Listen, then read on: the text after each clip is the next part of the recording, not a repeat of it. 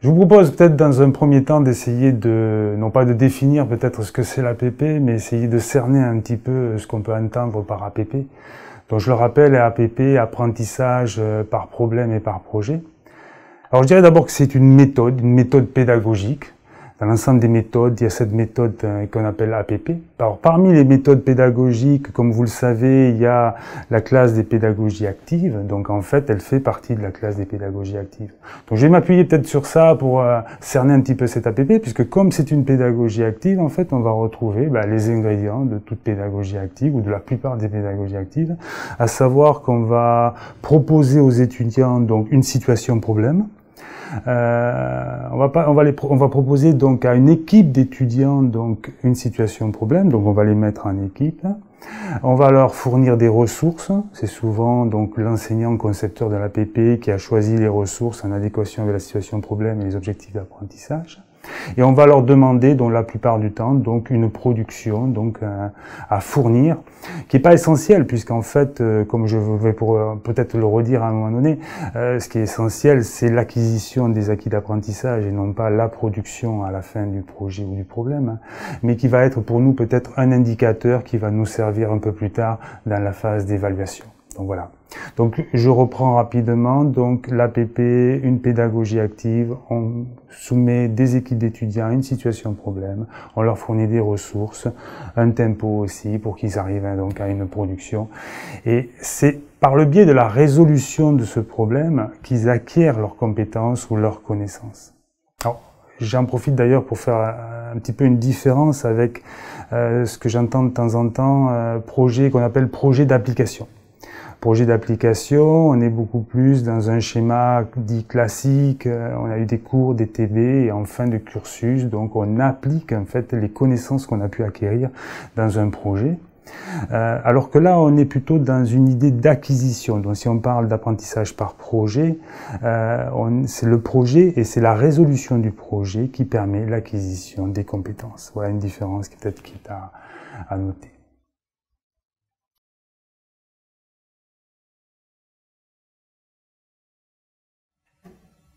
Alors peut-être maintenant, donc assez rapidement, donc essayer de voir un peu comment se déroule un APP. Alors donc on n'est pas dans un schéma, dans ce que j'appelle le schéma classique, un cours TD, puisqu'en fait ils n'ont pas cours au préalable, puisqu'on les soumet à une situation, un problème, donc sans qu'ils aient eu l'acquisition de leurs connaissances au travers d'un cours. On a plutôt dans un APP une succession donc de moments où ils sont en équipe avec un tuteur, où ils sont en équipe en autonomie, et des moments où ils travaillent en individuel. Alors parfois on les regroupe tous pour faire des séances de questions-réponses, pour faire le point sur certains éléments, sur la base uniquement de leurs questions, mais on retrouve donc systématiquement ces trois temps principaux. Je les reprends: équipe donc avec tuteur, équipe en autonomie et équipe et travail individuel. Pour ce qui est de l'équipe avec tuteur, donc j'introduis donc rapidement le mot tuteur. Donc c'est la personne en fait qui va s'occuper donc de l'accompagnement, qui va faire le point régulièrement donc avec ses équipes d'apprenants donc sur l'avancée, donc dans la résolution de leurs problèmes ou de leurs projets.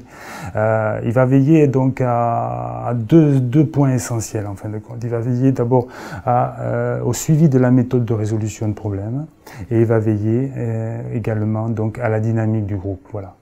Tout groupe n'est pas forcément efficace d'entrée, il va être vigilant par rapport à ces points-là en particulier.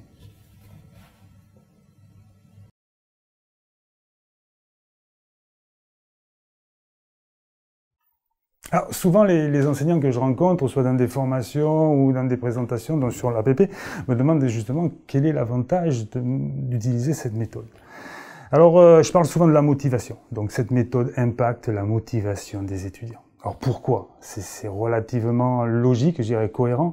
D'abord, la situation, problème dans lequel vous les plongez, si elle est bien choisie, bien sûr, donc est porteur de sens pour eux. Voilà, ils perçoivent l'utilité des apprentissages, puisqu'en fait cette situation, problème, elle est classiquement choisie en fait en lien avec le pourquoi ils sont là et le contexte professionnel dans lequel ils vont être confrontés dans quelques années. Voilà.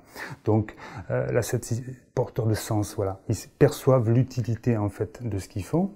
Je l'ai expliqué un petit peu dans le déroulement d'un APP. Il y a des moments où ils sont en équipe, en autonomie. Il y a des moments où ils ont une certaine marge de manœuvre, ils ont une liberté d'action. Et ça participe également à leur motivation.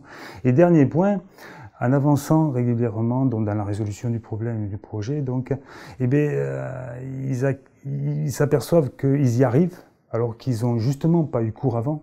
Mais ils y arrivent, ils progressent, et là ça développe ce qu'on appelle le sentiment de compétence, meilleure estime de soi, sentiment de compétence, et ça aussi c'est un élément très important de la motivation. Donc on retrouve, alors si je peux faire référence à Avio, on retrouve les éléments qui sont importants en fait, les axes importants dans la motivation des étudiants.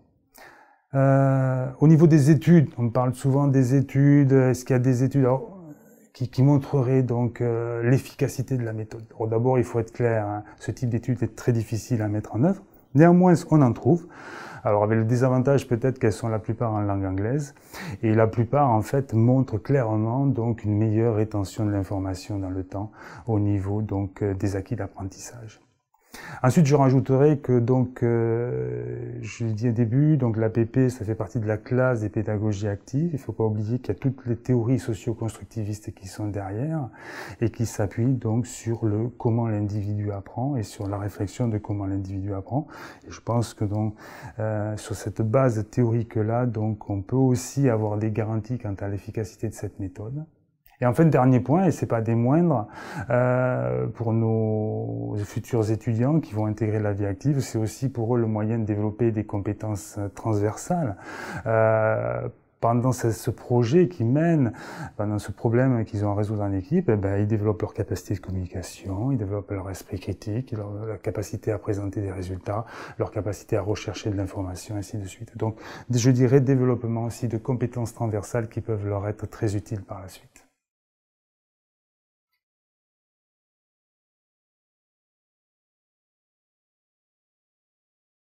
Alors peut-être pour terminer, quelques conseils, si je peux me permettre, pour les enseignants là, qui souhaiteraient se lancer. Alors premier point, donc je pense que vous le faites déjà, mais je pense que pour un APP, c'est particulièrement important, écrire clairement ses objectifs d'apprentissage. À la fin de mon APP, mes étudiants seront capables de. Alors ça vous évitera déjà un énorme écueil, ça vous permettra de rédiger une situation problème qui couvre ces objectifs d'apprentissage, vous en serez sûr, et ça vous invitera à l'écueil d'être un petit peu, je dirais, mal à l'aise par rapport à l'évaluation à la fin. Voilà. Donc bien rédiger ces objectifs d'apprentissage. Il faut être vigilant, donc les enseignants ne sont pas forcément préparés à cette méthode, certes, vous allez l'être bientôt, mais les étudiants non plus. Donc il faut aussi penser à préparer un tant soit peu, ou présenter la méthode aux étudiants. Ça peut les déconcerter un petit peu de se retrouver face à une situation problème où ils vont vous lancer, mais on peut pas faire, on n'a pas eu cours avant. Voilà. Donc justement, c'était ça l'intérêt. Donc il faut savoir préparer donc les étudiants un petit peu face à cette méthode pédagogique. Voilà. Autre point important par rapport à l'évaluation, il faut essayer de donner une place plus importante dans ce type de dispositif à tout ce qui est évaluation formative. En clair, leur donner régulièrement durant l'APP les moyens de savoir où c'est qu'ils en sont. Voilà. L'APP, c'est aussi une logistique assez particulière. Nos établissements ne sont pas forcément prévus pour. Donc il faut prévoir les salles, il faut prévoir des tables qui bougent, puisqu'en fait il faut mettre les étudiants en équipe. Il faut des paperboards, des surfaces où ils puissent partager un petit peu leurs réflexions. Donc il faut aussi veiller à ce que la logistique soit prête pour qu'en fait l'APP puisse se dérouler le plus facilement possible. Et enfin, je dirais qu'il faut être sensible, en particulier si vous mettez en place un projet. Donc, c'est pas la production qui va être importante. La production, c'est un petit peu l'heure pédagogique, c'est ça qui va les motiver. Mais ce qui est important, c'est les acquis d'apprentissage, c'est les objectifs d'apprentissage que vous voulez qu'ils acquièrent, que chacun doit acquérir. Voilà. Donc, en fait, vous êtes quand même des enseignants. Donc, l'objectif, c'est qu'à la fin, en fait, ils aient acquis chacun ce que vous aviez prévu au départ. Voilà. Et pour finir, je dirais que donc pour avoir rencontré pas mal d'enseignants maintenant qui se sont lancés dans l'APP. Ce qui revient assez régulièrement aussi, c'est le plaisir d'enseigner qui peut se retrouver éventuellement dans ce nouveau rapport, dans ce nouveau rôle que vous allez avoir à tenir en fait grâce à cette méthode pédagogique.